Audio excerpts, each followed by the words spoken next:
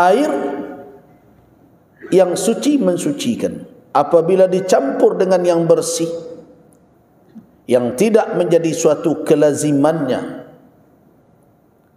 mengeluarkannya dari kemutlakannya, maka dia tidak lagi memiliki fungsi untuk mensucikan walaupun dia suci.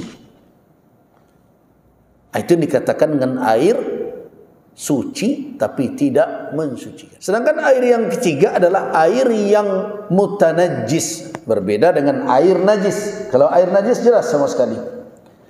Air yang pun mutanajjis adalah air yang pada asalnya dia suci, mensucikan, tetapi hinggap padanya atau bercampur dengannya najis tertentu.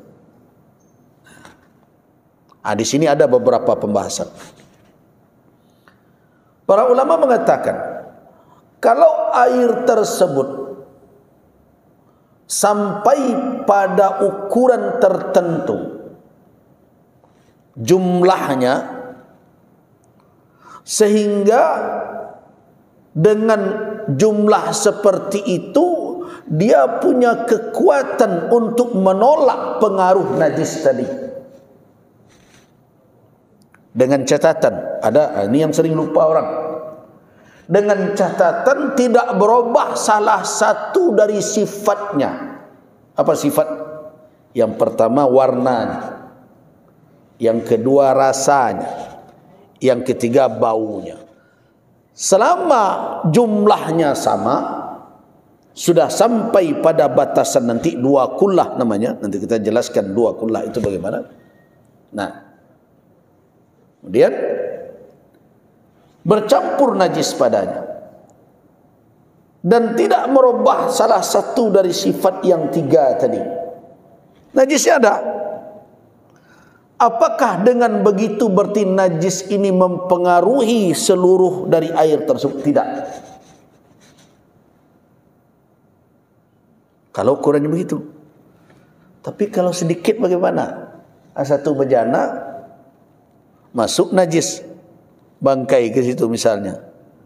Nah, nampak oleh kita, tapi tidak berubah baunya, tidak berubah apanya. Dia sedikit. Walaupun tidak berubah, kalau dia sedikit, berarti air itu telah bernajis jadinya. Kenapa? Jumlahnya yang sedikit itu tidak mampu untuk menolak najis. Orang mengajarkan tidak mau berwuduk dari ember, tidak mau berwuduk dari timba. Itu adalah keliru di dalam memahami makna kullatan. Tidak otomatis kalau air kurang dari sebegitu berarti bernajis, tidak. Karena sebagian orang tidak mau dia berwuduk dari timba yang kecil. Katanya ini sedikit. Tidak. Itu keliru pemahaman itu. Jadi yang dikatakan persyaratan kullah itu kalau dia bercampur najis. Kalau dia tidak bercampur najis, tidak ada masalah. Malah dengan satu cangkir ni kalau bisa berwuduk, boleh berwuduk.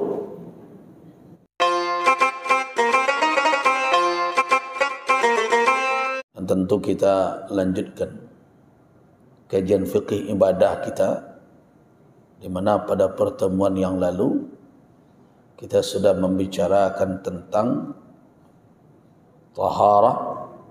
Awal pertama adalah terkait dengan apa itu hadas dan apa itu najas atau najis dan apa itu khabas atau kotoran. Nah, selanjutnya kita tentu akan membicarakan tentang dengan apa najis, hadas dan kotoran itu dibersihkan, atau apa alat yang dipandang sah di dalam syariat untuk menghilangkan najis dan hadas tersebut. Berangkat dari firman Allah Subhanahu wa taala yang tadi di awal kajian saya bacakan, yaitu suratul Furqan ayat 48. Di situ Allah katakan di penghujung ayat, wa anzalna minas samaa'i ma'an tahura. Para ulama mengatakan kata tahur, kata tahura itu merupakan sigat mubalaghah. Mubalaghah itu bermakna bersangatan. Kalau kata tahir sebatas ya tahir saja, maknanya adalah bersih atau suci. Tetapi ketika kita sebut kata tahur sebagaimana yang dipakai oleh ayat, berarti maknanya tidak hanya sebatas dia bersih dan suci. Nah, terus apa makna dari penambahan mubalaghah tadi, bersangatan tadi, kata tahur tersebut? Para ulama menafsirkan, diantaranya Al-Imam Al-Qurtubi misalnya, kata tahur bisa bermakna dia suci tetapi memiliki kekuatan secara syar'i untuk menyucikan yang lain.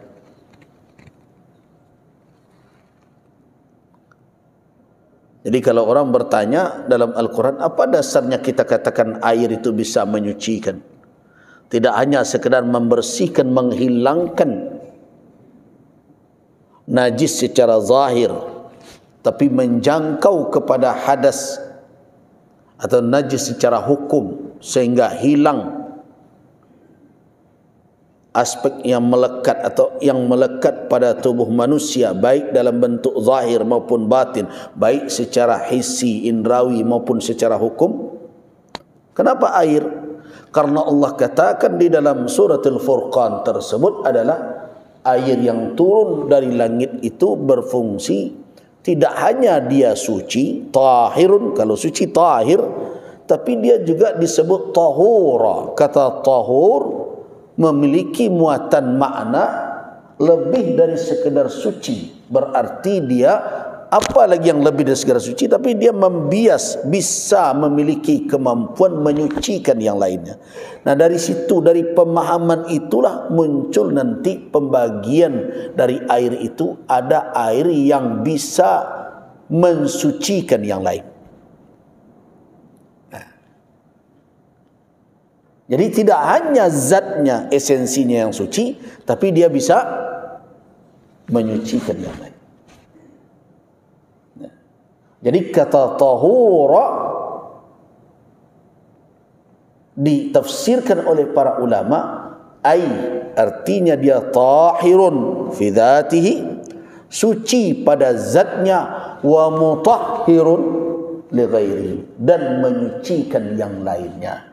Nah, dari situlah muncul nanti ada pembagian air yang katakan air suci menyucikan.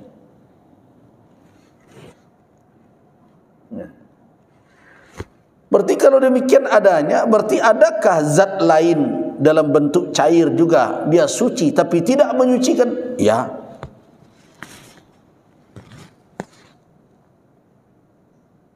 Dia suci tapi tidak menyucikan. Dia cair juga, seperti air juga. Ya, contohnya air susu. Semewah apapun seseorang, sekaya apapun, bisa membeli susu dengan tangki besar, tidak disuruh berwuduk memakai susu dan tidak sah wuduknya. Saya kan kelas mewah, berwuduk saya tidak pakai air putih, susu tidak sah. Apakah dia berarti tidak suci? Dia suci, tetapi dia tidak punya kemampuan menyucikan dalam pandangan syarak. Nah, makanya dia katakan tahir tapi ghair mutahhir. Dia suci, dia bersih, tetapi tidak menyucikan. Nah, jadi kan sudah terbayang oleh Bapak dan Ibu, kajian fikih nanti secara fikih. Kenapa muncul pembagian? Saya ingin menolak tuduhan orang, kadang orang kan mudah saja. Ulama itu kan kalau mak denyo saya bagi-bagi. Oh, tidak begitu. Jadi munculnya kajian ulama terkait dengan alat bersuci itu, ada yang tahir, mutahhir, tahir, ghair mutahhir, ada mutanajjis, ada musta'mal, ya. Ada yang suci menyucikan, suci tidak menyucikan, ada yang bercampur dengan najis, ada yang telah dipakai, apakah dia masih bisa dipergunakan, hilang tak kemampuan menyucikannya. Itu didapat oleh ulama dari apa? Dari dalil-dalil tadi. Nah, ketika ulama mengatakan kalau yang dimaksud adalah menyucikan, bukan hanya sebatas suci. Tentu perkara ini terkait dengan masalah mengangkatkan hadas dan najis pada seseorang, apalagi dalam kondisi dia disyaratkan harus dalam keadaan suci. Maka mau tidak mau pembicaraan akan terfokus kepada alat untuk bersuci. Apa alat bersuci itu? Para ulama mengatakan air. Nah, dari mana mereka temukan? Dari ayat yang kita baca dua pekan yang lalu. Faghsilu wujuhakum wa aydiyakum. Kamu itu idza qumtum ila shalah, apabila kamu berdiri hendak menunaikan salat, faghsilu wujuhakum wa aydiyakum ilal marafiq, basuhlah wajahmu dan tanganmu sampai ke mata sikumu, dan seterusnya. Kemudian fa illam tajidu ma'an, jika kamu tidak mendapati air, fatayammamu, maka bertayammumlah kamu. Nah, di sinilah ulama mendapatkan dari petunjuk syariat bahwa alat yang bisa dipakai untuk bersuci itu adalah air dan penggantinya. Jadi air dan penggantinya. Berarti maknanya air adalah asal. Asal alat bersuci adalah air. Kalau tidak bisa mendapatkan air atau tidak ada kemampuan disebabkan oleh halangan tertentu yang dipandang sah oleh syarak untuk menggunakan air, maka perintah Allah, jadikan sa'idan thayyiba sebagai alat untuk bersuci tersebut. Nanti kita jelaskan apa itu sa'id. Nanti kan ada perdebatan. Pekan yang lalu saya menasik haji di Jakarta. Nah, ada pertanyaan seorang jamaah mengatakan, ya kalau kita naik pesawat kan tidak ada debu. Nah, kita mau salat, apa sebaiknya kita bawa debu dari bawah? Nah, pertanyaan itu bagus, dan memang ada fatwa ulama yang mengatakan bahwa apabila tidak ada debu maka bawa debu. Nah, pakai debu itu nanti di atas pesawat. Tapi apakah betul debu itu maknanya hanya terkhusus kepada butiran-butiran halus yang berasal dari tanah yang terlihat dengan mata kepala itu saja? Atau ada pendapat lain yang mengatakan di mana-mana ada debu, walaupun secara kasat mata tidak terlihat oleh manusia. Nantilah kita bicara itu. Tapi yang jelas, apabila air tidak ada, maka badil, ganti dari air sebagai alat bersuci hanyalah debu. Ini diperkuat oleh hadis Nabi SAW yang bunyinya waju'ilat liyal ardu tahuran wa masjida, dan dijadikan untukku al-ard, bumi ini, tahuran. Tahuran bermakna apa? mensucikan, wa masjidan, dan boleh dipakai sebagai tempat salat.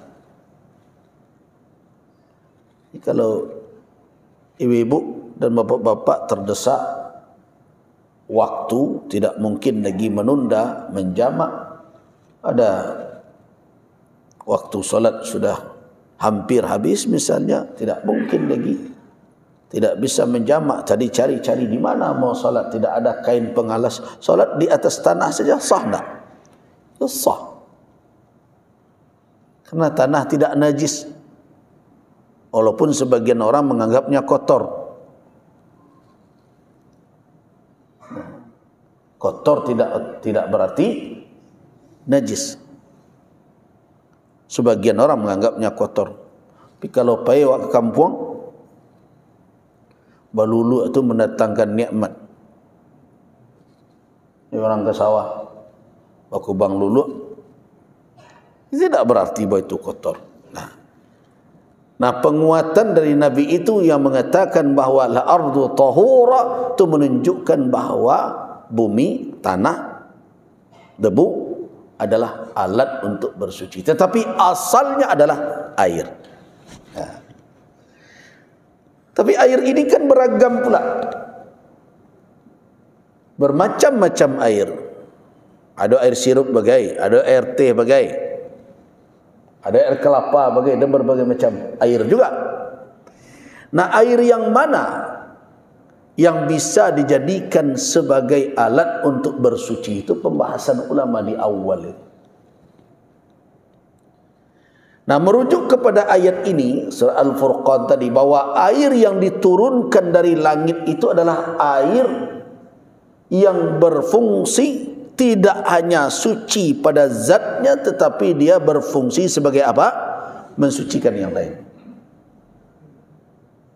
Dan dari situlah ulama mengatakan, mencoba mengkaji dan menganalisa, kalau air yang turun dari langit dijadikan itu, kenapa air susu dan air yang lain tidak dipakai oleh Nabi untuk berwudu?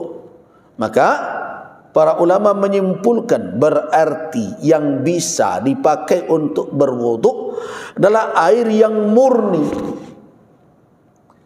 Maknanya air yang murni itu air yang belum lagi keluar dari kemutlakannya. Jadi air mutlak itu belum bisa dia dilabel dengan yang lain, kecuali dengan tempatnya, dengan sumbernya, atau dengan sesuatu yang mencampurinya tidak bisa dihindari.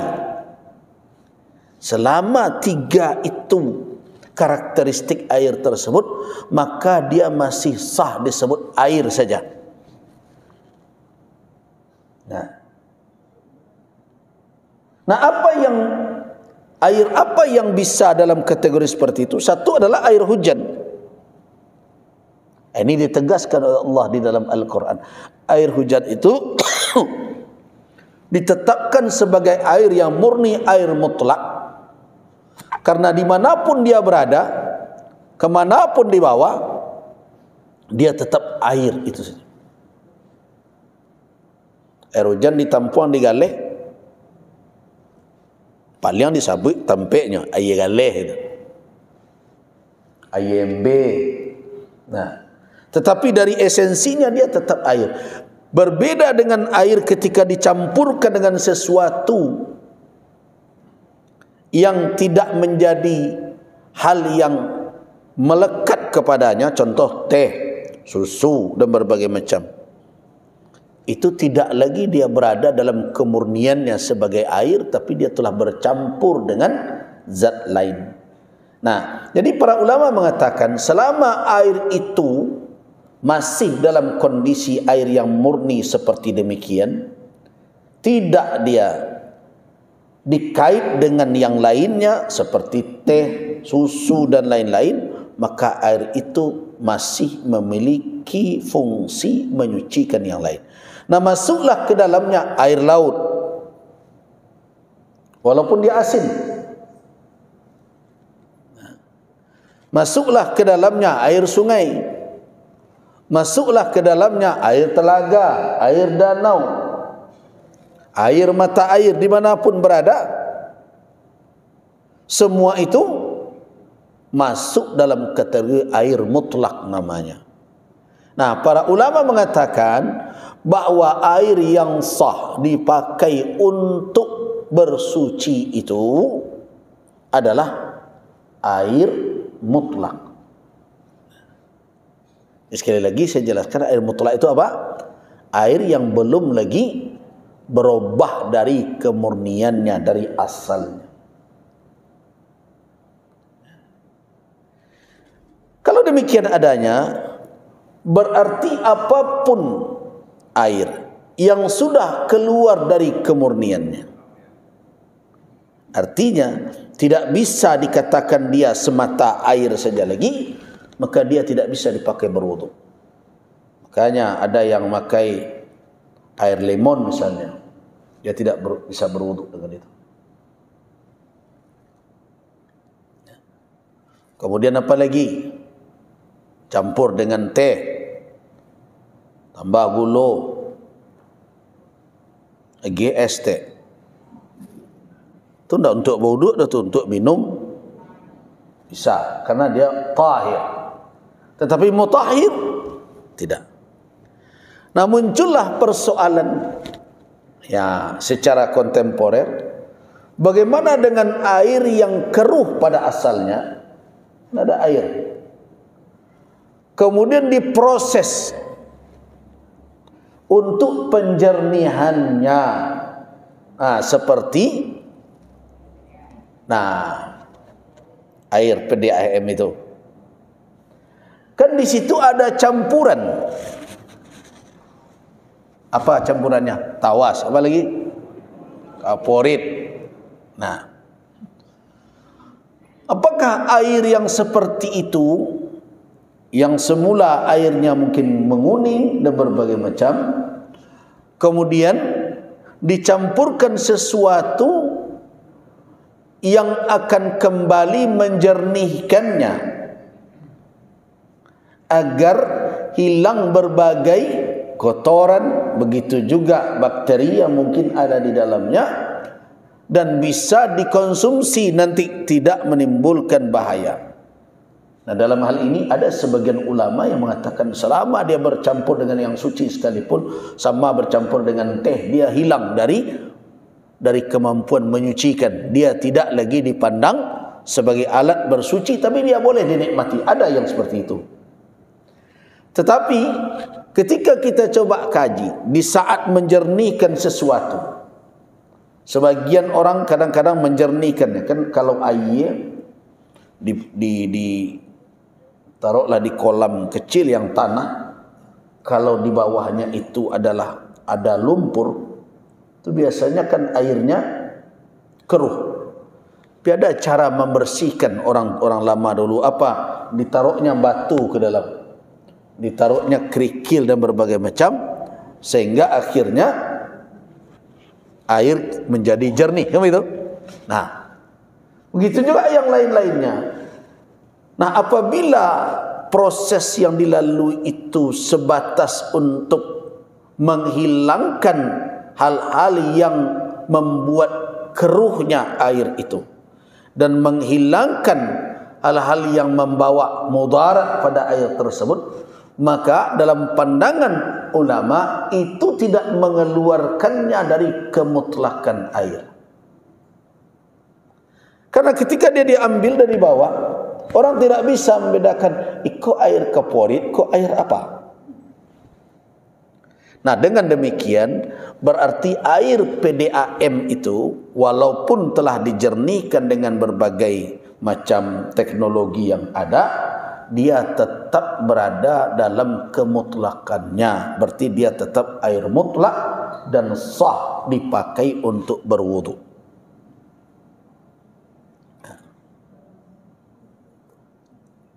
Kalau dipakai berwudu sah, apalagi mau minum, jelas tidak ada masalah. Nah, jadi selama air itu masih dalam kondisi air yang mutlak, dia bisa dipakai untuk minum, untuk memasak, dan bisa dipakai untuk berwudu. Tetapi kalau dia telah keluar dari kemutlakannya, bagaimana air keluar dari mutlaknya? Yang pertama caranya dengan dicampuri dengan sesuatu yang suci. Dia bercampur dengan sesuatu yang suci, tetapi bukan sesuatu yang tidak bisa dihindari. Bisa dihindari, tapi karena kebutuhan kita, dicampurkan misalnya dengan susu. Nah, dicampurkan dengan teh. Susu dan teh suci.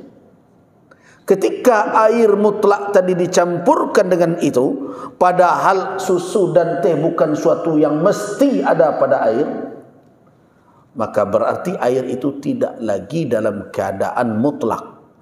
Karena itu tidak sah berwudu mempergunakan air teh, dan tidak sah berwudu mempergunakan air bercampur susu. Tapi kalau air itu bercampur dengan sesuatu yang tidak bisa dihindari, contoh, dia berada di dalam sumur. Sumur itu biasanya tumbuh tumbuhan, ada kiambang berbagai macam. Apakah keberadaan kiambang itu membuat air mutlak tadi bergeser dia dari kemutlakan? Enggak. Karena itu adalah sesuatu yang ada padanya, yang tidak mudah untuk dihindari. Termasuklah air yang keruh disebabkan oleh tanah. Kolam misalnya. Kemudian kolam itu kebetulan berlumpur, berubah warna air yang mulanya bening kemudian menjadi menguning. Apakah karena menguning itu berarti dia berubah dari kemutlakan? Tidak. Nah, berarti air perigi, air kolam, air danau dan sebagainya, kalau dia berubah dengan sesuatu karena di tempatnya itu, tanah misalnya, atau tumbuhan yang ada di sekitarnya yang tidak dicampurkan oleh manusia, yang sulit untuk dihindari, hal tersebut tidak mengeluarkan air tersebut dari air mutlak. Jadi boleh dipakai berwudu. Nah, kemudian yang ketiga, yang mengeluarkan air itu dari kondisi air mutlak dan bahkan menggesernya dari air yang suci adalah karena najis yang hinggap kepadanya. Itu disebut dengan air mutanajjis. Nyo ado air najis. Air najis apa? Zatnya itu yang najis. Buang air kecil, jelas itu najis. Nah, bagaimana kalau buang air kecil unta atau pipis kambing dan sebagainya? Apakah itu najis juga? Di dalam pandangan ahli fikih, ulama sepakat bahwa buang air kecil atau baul, ya, dalam bahasa Arab, haiwan yang tidak dimakan dagingnya, bisa dikatakan hampir mereka bersepakat bahwa buang air kecilnya itu adalah najis. Cuma persoalan terjadi ikhtilaf pada binatang yang dimakan dagingnya. Apakah pipisnya itu juga najis?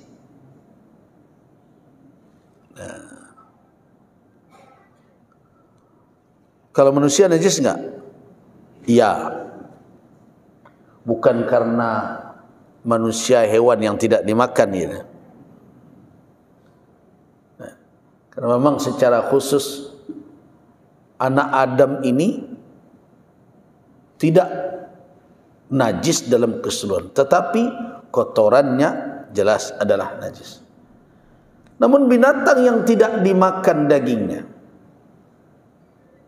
sepakat ulama mengatakan bahwa itu najis. Sedangkan binatang yang dimakan dagingnya, di antara ulama mengatakan najasatu baulihi wa rausi, najis sebagian ulama, dan yang lain mengatakan tidak najis. Karena itu pernah enggak Bapak dan Ibu dengar kehebohan dahulu ada yang meminum air pipis onta?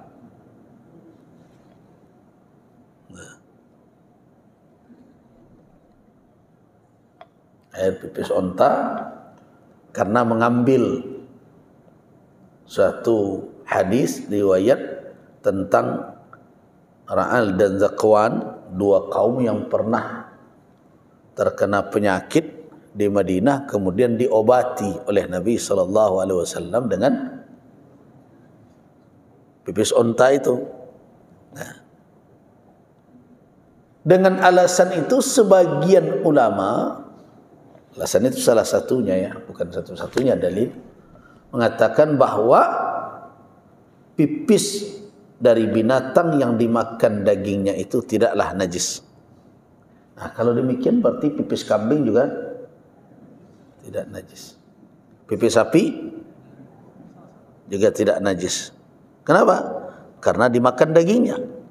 Kalau dagingnya dimakan, kata mereka pipis kan dari dagingnya juga. Nah, tetapi saya lebih cenderung kepada pendapat bahwa apa saja yang keluar dari haiwan, apakah dimakan dagingnya atau tidak dimakan dagingnya, selama itu kotorannya, itu adalah najis.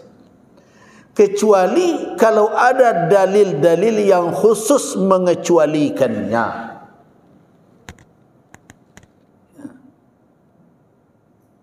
Selama tidak ada, maka dia kembali ke hukum asalnya bahwa seluruh kotoran,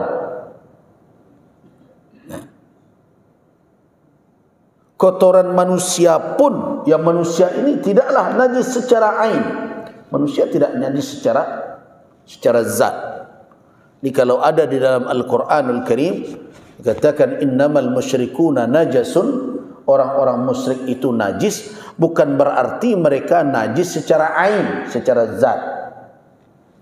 Tapi yang najis itu apa? Akidah mereka, keyakinan syirik mereka itu. Dan termasuk bisa jadi mereka mutanajis, bernajis disebabkan mereka tidak bercuci, mereka tidak mandi junub apabila bergaul. Jadi bukan zat.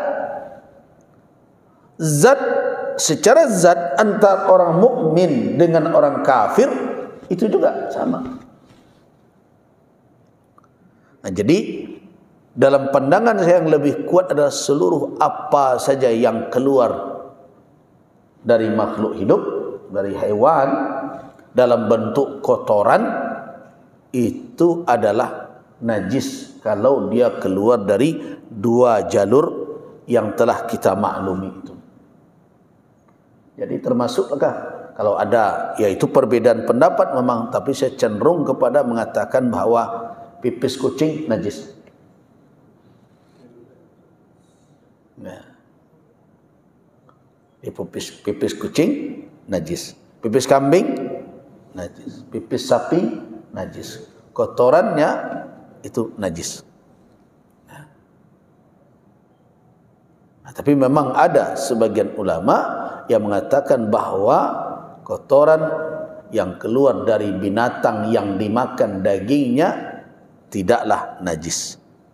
Tapi kalau kucing jelas tidak dimakan dagingnya. Karena itu pendapat yang kuat adalah dia adalah najis. Hati-hati itu yang memelihara kucing dan berbagai macam. Ingat, kalau najis itu nanti melekat pada pakaian yang dipakai untuk salat atau ada di tempat yang di situ salat, maka tidak terpenuhi syarat taharah, syarat suci di dalam ibadah salat kita. Yang perlu diperhatikan. Nah, apalagi yang memelihara anjing. Saya heran juga orang Islam hobi memelihara anjing.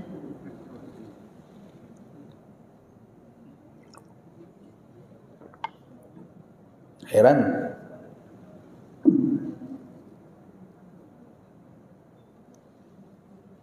Saya kalau ketemu dengan orang-orang yang terkagum mendengarkan Sumatera Barat, ya Bapak dan Ibu, dengan adat bahasa disyaraknya itu, kemudian datang dia ke Sumber, keliling dia ke beberapa kota. Satu pertanyaan itu sering tuh, pertanyaan itu yang sering muncul pertama sekali. Kok di Padang tuh banyak orang melihara anjing ya Bu ya? Kenapa? Karena dalam bayangan mereka orang yang kuat dengan keagamaannya tidak hobi memelihara yang najis itu. Kan ini memang benar itu cara berpikir. Ini terlepas nanti hukum iqtina'il kalb, memelihara anjing dalam hukum tertentu dibolehkan, tetapi bukan sebagai hobi dan berbagai macam itu. Memang ada tujuan tertentu. Seperti apa? Seperti untuk berburu. Berburu yang dimaksud itu kan bukan berburu hobi. Nah, tapi memang berburu untuk kepentingan dan kemaslahatan tertentu. Misalnya untuk mencari nafkah, karena dahulu kan sebagian orang hidupnya dengan berburu. Tetapi dengan catatan anjing yang dipelihara itu sudah sampai kepada kondisi mukallaf. Mukallaf itu terlatih untuk berburu. Terlatih berburu ketika dia tangkap buruannya, hendaknya makan stek lu, sisanya baru nyagiin ke tuannya. Itu tidak terlatih namanya itu. Yang terlatih itu dia tangkap dan dibunuhnya, dan dia tidak mau memakan buruannya itu. Kalau dimakannya dulu, makan telingunya stek, diambil kaki itu baru nanti enggak. Di usianya tuan itu tidak terlatih, itu tidak boleh dipelihara. Kemudian berikutnya adalah biasanya untuk menjaga binatang ternak. Nah, kalau menjaga binatang ternak untuk orang yang gembala dan berbagai macam, gunanya untuk menghadapi serangan serigala atau juga menjaga ladang atau kebun.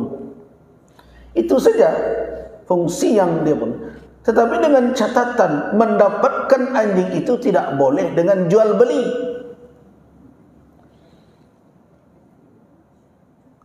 Karena Rasulullah sallallahu alaihi wasallam mengharamkan an thamanil kalb,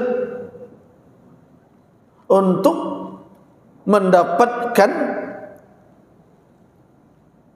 uang atau penghasilan dari jual beli anjing.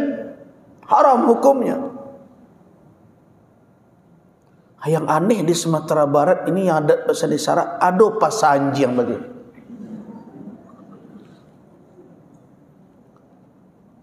Saya itu pas datang bencana bertanya je, alah salah wak ya buya. Bertanya je lain. Alah salah wak.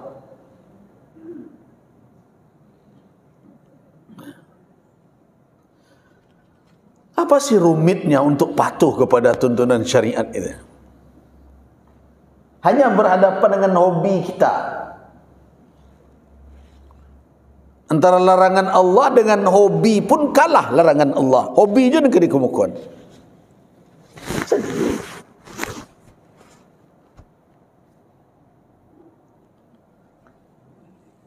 Jadi tiga itu saja yang dikatakan kebutuhan itu. Nah, sekarang bagaimana? Pernah dimudzakarahkan di sejenjang waktu itu. Bagaimana kalau anjing itu dilatih dan dibutuhkan untuk melakukan pekerjaan-pekerjaan yang anjing itu lebih sensitif dengan itu, seperti yang dipakai oleh aparat kepolisian, anjing pelacak dan sebagainya. Nah, para ulama mengatakan selama memang ada manfaat seperti itu dibolehkan, tetapi tetap diutamakan mendapatkannya tidak melalui jual beli, kecuali kalau darurat sifatnya.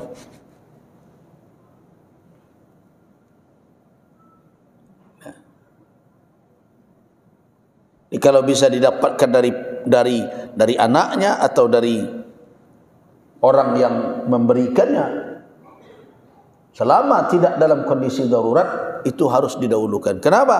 Karena naha Rasulullah sallallahu alaihi wasallam an thamanil kalb wa mahril baghi.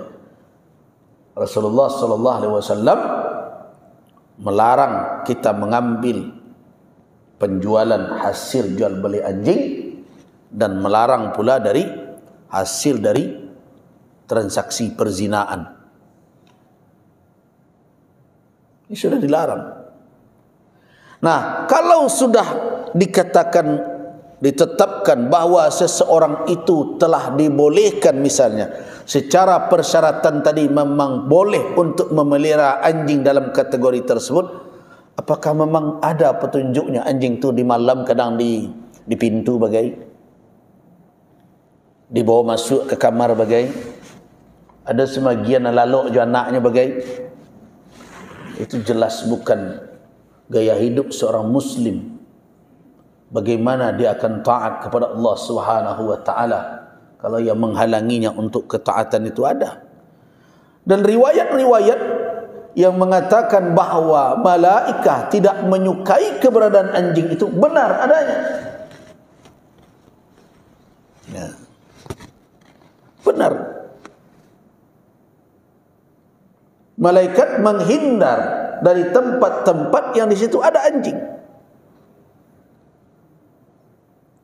Bahkan diriwayatkan Nabi SAW pernah dijanjikan oleh Jibril alaihissalam untuk datang, tapi Jibril tidak datang. Kenapa? Karena ada anjing rupanya pada saat itu. Nah, sedangkan keberadaan malaikat di samping kita itu juga membawa rahmat Allah, karena mereka adalah hamba-hamba Allah yang taat dan mereka mendoakan kaum muslimin. Jadi karena itu, kalau diizinkan seseorang untuk memelihara anjing tersebut dengan persyaratan tadi, tentu tidak berarti anjing itu harus berada di sekitar mereka, apalagi sampai bergaul dengan mereka di pangku-pangku dan di berbagai macam. Nah, inilah yang terjadi banyak di Sumatera Barat. Apalagi kalau hari Ahad, saya kalau pergi ceramah kemana-mana saya perhatikan di pangkunya anjing bak mangku bininya janaknya.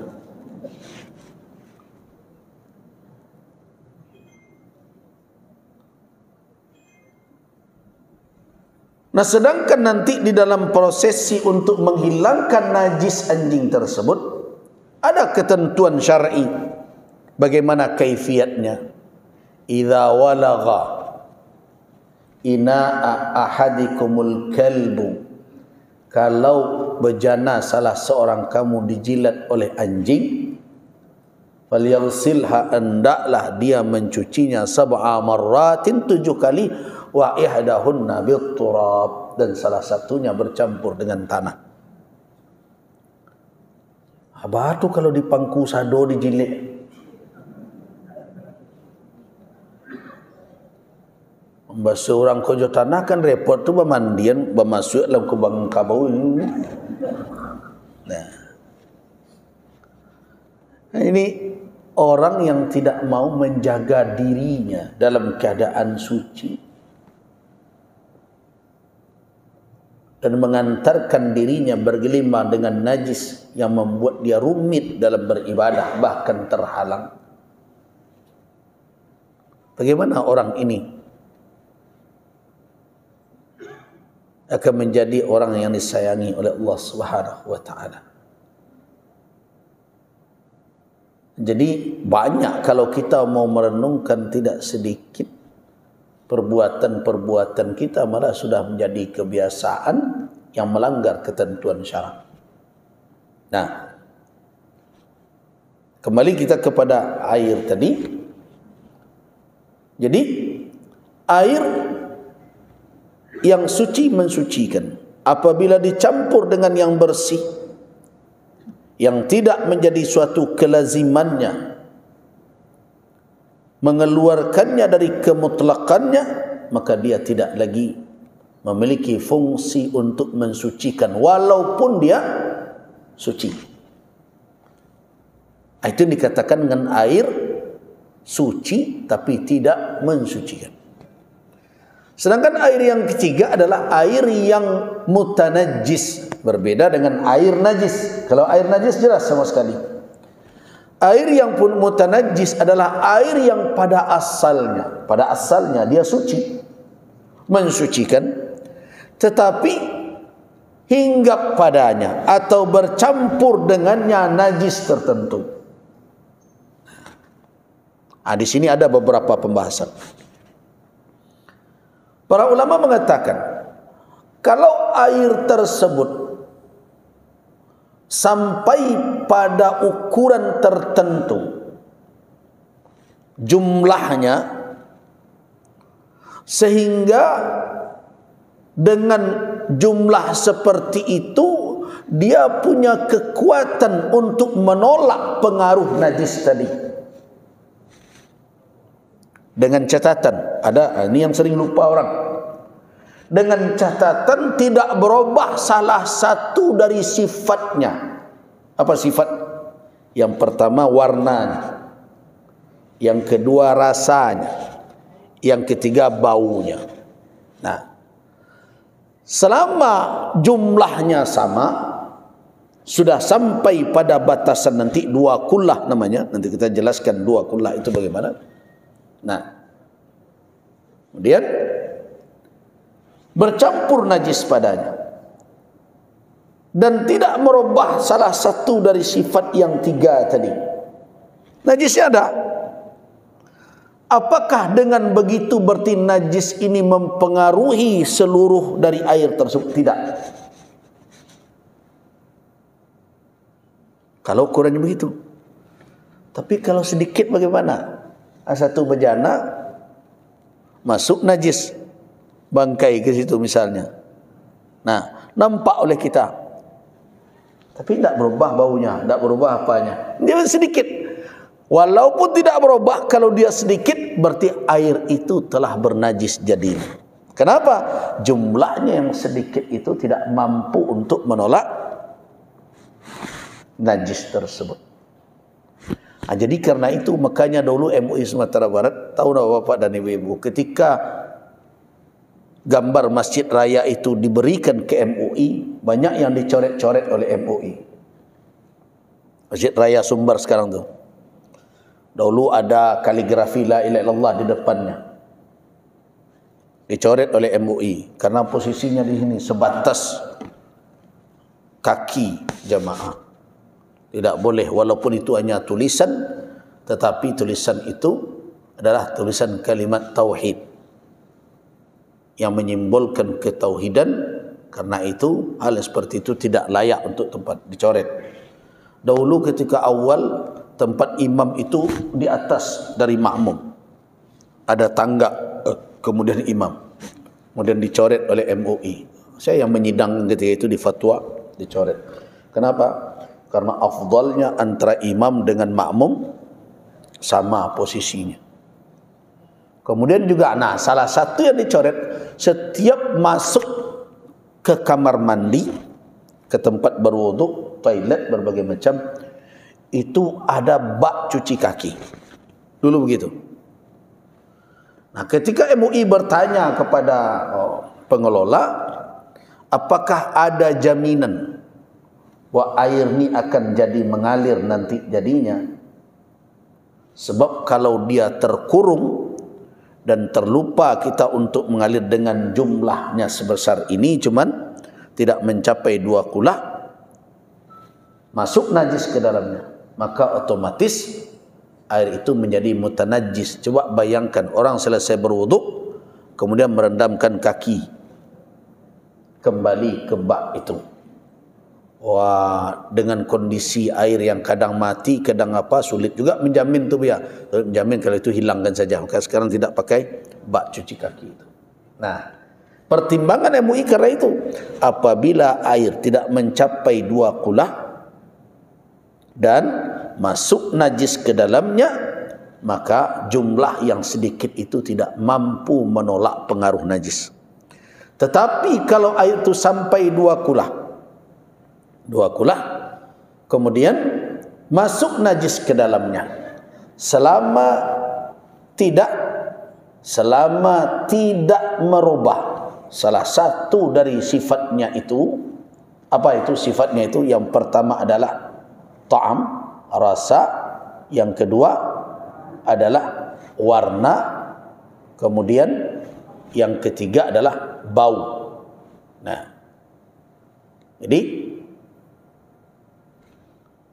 selama tiga itu tidak berubah, maka tidak ada masalah padanya keberadaan najis tersebut. Nah, apa yang menjadi dalil para ulama? Nabi SAW di dalam hadis beliau mengatakan, "Idza balagal ma'u qullatain," apabila air telah sampai 2 kulah, la yunajjisuhu syai'un, tidak ada yang mampu untuk menajisinya. Nah, itu dalam pandangan ulama terkait dengan jumlah dan qadar. Tetapi kalau berubah salah satu warnanya, salah satu dari sifatnya, apakah warnanya atau gitu juga rasanya, baunya, maka otomatis tentu menunjukkan bahwa najis tersebut telah mempengaruhinya. Berapa ukuran kulah? Dari sisi liter, ya kira-kira 160 liter setengah air. 160 liter setengah air. Itu baru dikatakan dengan qullatain. Nah, jadi kalau kita kaji berapakah jumlah liter? 160 setengah liter. Nah,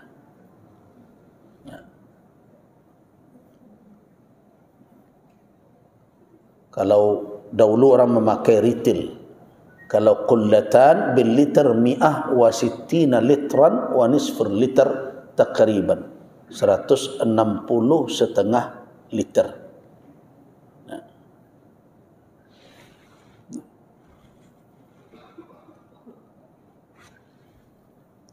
itu jumlahnya. Kalau kita biasanya menandainya dengan berapa? Anan wak pakai biasanya kubik ya, atau juga sering dipakai orang dengan ukuran berapa kali berapa gitu. Ada ya, kalau di dalam liter ya kira-kira 160 tadi itu, 160 liter. Ada yang menetapkan 157 liter air. Apabila sampai pada tingkat itu maka jelas air tersebut selama tidak berubah salah satu dari 3 sifat, dia tetap dalam keadaan suci dan boleh dipakai untuk Tapi ingat, bukan berarti kalau air kurang dari itu terus kita tidak boleh berwuduk dengannya. Ada sebagian orang yang mengajarkan tidak mau berwuduk dari ember, tidak mau berwuduk dari timba. Itu adalah keliru di dalam memahami makna qullatan. Tidak otomatis kalau air kurang dari sebegitu berarti bernajis, tidak. Karena sebagian orang tidak mau dia berwuduk dari timba yang kecil. Katanya ini sedikit. Tidak. Itu keliru pemahaman itu. Jadi yang dikatakan persyaratan kullah itu kalau dia bercampur najis. Kalau dia tidak bercampur najis, tidak ada masalah. Malah dengan satu cangkir ini kalau bisa berwuduk, boleh berwuduk.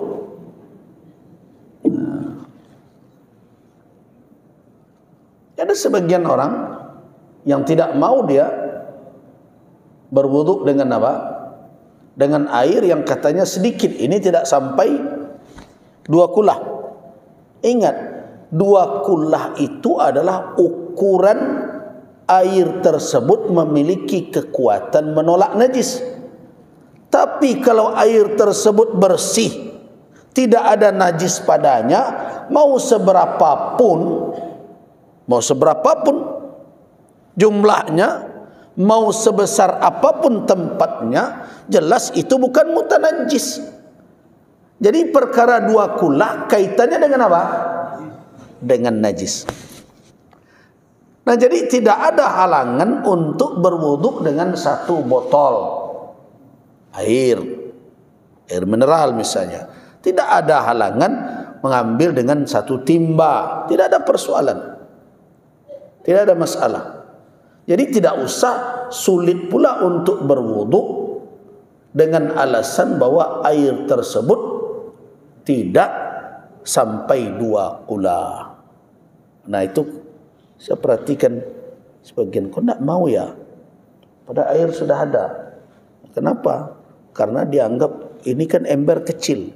Ember kecil atau tempat yang kecil itu baru bermasalah dia kalau hinggap najis padanya.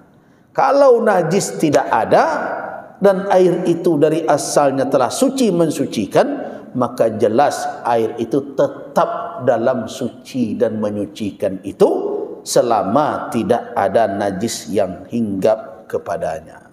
Jadi boleh untuk berwudu. Allahu a'lam. Kita cukupkan dahulu. Sudah 11:30. Nanti kita lanjutkan tentang kullah ini dan juga pembahasan kita tentang air musta'mal dan sebagainya akan kita bahas pada pertemuan yang akan datang. Waffaqanallahu wa iyyakum lima yuhibbuhu wa yarda.